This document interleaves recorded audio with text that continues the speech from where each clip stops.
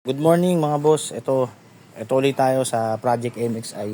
Medyo matagal ko siyang ginagawa kasi open naman sa may-ari na kung kailan lang ako may oras kasi meron din tayong tracking business bumabiyahe tayo.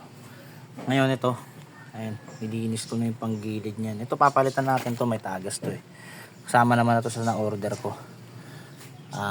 Tapos yung filter dito sa tangke, tsaka ito left switch niya. Hindi na masyadong gumagana tong push start niya. Tapos ito, wala na to. Pangit tignan, palitan natin, maganda yung kabila, tapos pangit yung kabila, diba? Tapos ayan, syempre ang ating pang carb cleaner. Ito, carburetor cleaner natin. Kasi FI cleaning natin siya. Tapos bagong coolant. Ayan, 1 liter. Tapos sa engine oil niya ito, RC919. Shoutout kay Clinica Moto. Lagi niyang ano yan, kaya susubukan natin ngayon dito. 10W40. Sa harap naman, yung preno natin ito, Pitts Bike.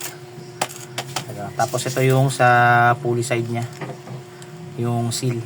Kakabit natin mamaya to sa kanya dahil tumatagas. Tapos air filter, ayan. Tapos ito yung pamalit na switch niya sa right, para parehas na siya maganda. Ayan.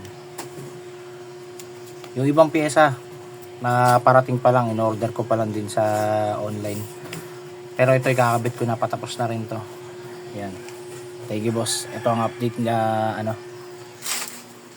sa ating MXI na project. Thank you.